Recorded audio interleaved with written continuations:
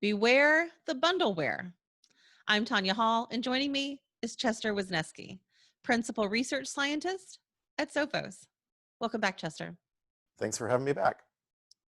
Remind our audience what Sophos does, please. We're a global leader in security and focused exclusively on security. So, we're well known in the past for doing things like endpoint protection and antivirus, but we also do firewalls, encryption, and lots of other things. Pretty much all the things you need to protect data in the enterprise. As applications move to the cloud, web browsers are often the most heavily used component of an operating system, and browser extensions have become increasingly important. Explain what a browser extension is and how these are malware entry points. Yeah, I mean, browser extensions actually have been evolving a bit.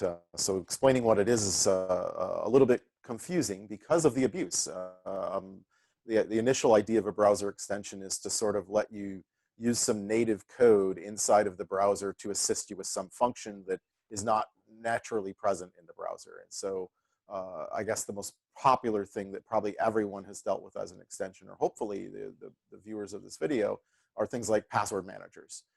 You have something that plugs into the browser, but it's got its own code and it can talk to the cloud to, encrypt and store your passwords in the cloud and automatically fill them out and generate secure ones for websites that you use. So that's kind of a popular type of plugin. And I guess another type of plugin that many people will be familiar with is something that blocks advertisements, an ad blocker. And again, that means it's got code that can both interact with the browser itself. It can modify the DOM, the object model inside the browser that says display these elements. You can turn off elements like the advertisements or maybe not download them at all. Or in the case of a password manager, has additional functionality as a program that can generate secure passwords, do encryption, do a bunch of other things that's maybe not natively present in that web browser. Sophos recently analyzed what you characterized as a particularly aggressive sample of bundleware targeting macOS users. Will you tell us about that?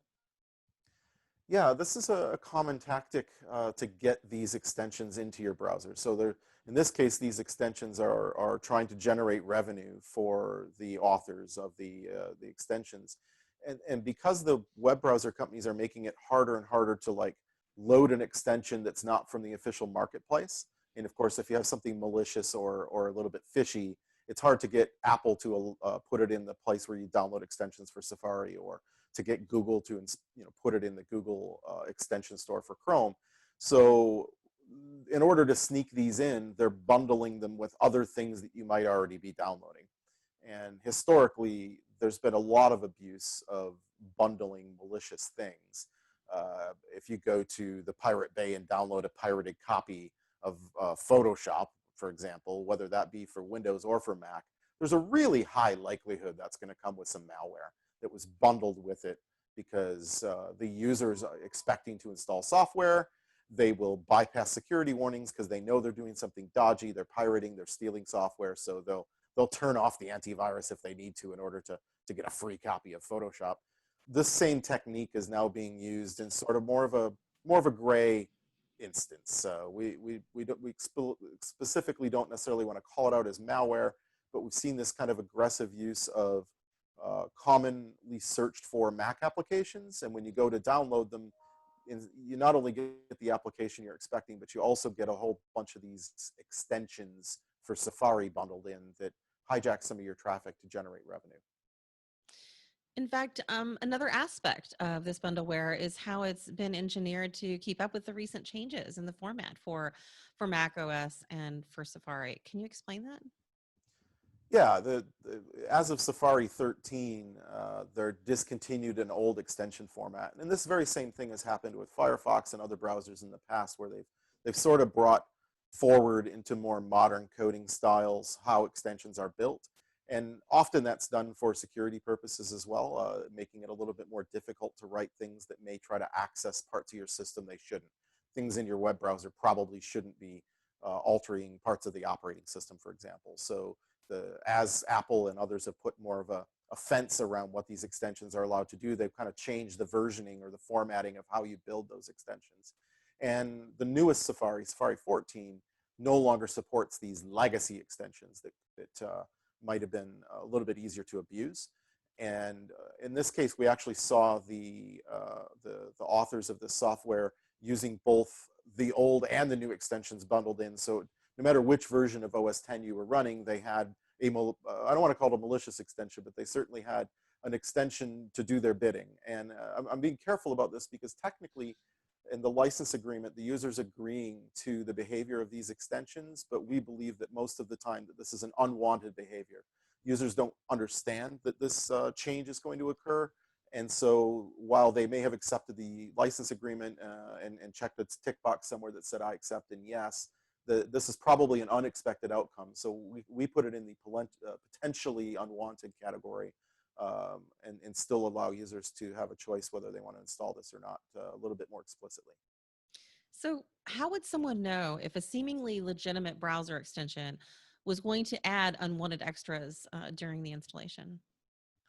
Well, technically, all of these do tell you what they're doing. So this is one of those things you have to watch very carefully. And maybe I'll use an example that was a little bit more in your face that most of us have seen in the last few years. When you used to install Adobe Reader, for example, or Flash, often it would have a little check mark that go, I'm also going to install a trial of McAfee for 30 days, or this kind of thing. And you had to go and uncheck the mark before you continued with the installation in order to not have that extra software installed. So that's how most of these work. When you're installing the application that you desire, that you downloaded, the installer wizard that pops up on your screen will say, I'm going to install this and other recommended applications. And these extensions are those recommended applications from the authors. So you can often do a custom install and not choose to install those extensions and still install the application you desire. I actually consider if you see this in an installer that it's saying it's going to bring some other things along with it as a big warning sign. This probably is not a terribly legitimate app you're trying to install to begin with. My recommendation, rather than trying to do a custom install, would be just to press cancel and go find a more legitimate application that's not trying to bundle additional applications with it. So, what should someone do if they realize they've installed an unwanted addition to their browser? Well, fortunately, they're pretty easy to remove. At least at this point, they're not doing anything too dastardly to try to disguise them or make them difficult to remove the way a truly malicious application might. So you can go into the settings of your web browser, into the extensions, see which ones are installed, and just disable or remove any of the ones that you don't recognize as being something that you desire. You may be a LastPass user or 1Password or that kind of thing. Clearly, you probably don't want to turn those off. But there may be some others in there that you don't recognize, and they could be altering the behavior of the browser. One of the behaviors of these extensions is they do what we call search hijacking, where so you may think you're doing a Google search and you'll get back Bing results, for example, because they're trying to get some referral fees or affiliate fees from one of the search engines, that type of stuff. So if you're seeing that type of behavior, this is likely something that's occurring. And it's always a good idea, I think, just as all those PC maintenance things. 10, 15 years ago, we used to tell people to defrag their hard drives. Now we tell them, make sure you've got your patches installed and check what extensions and additional things you've got loaded a couple times a year when you change the smoke detector batteries. Chester Wisniewski, Principal Research Scientist at Sophos. If somebody wants to connect with you, Chester, maybe they want to find out more about the work that you're doing. How can they do that? Well, I hang out quite a fair bit on Twitter. You can contact me at @Wisniewski on Twitter, and I'm easy to find on LinkedIn as one of the few people who do what I do with my Polish name, so you can look up Chester Wisniewski on LinkedIn. Thanks again, Chester. And Thank you. find more of my interviews right here or at tonyahall.net. Thanks for watching.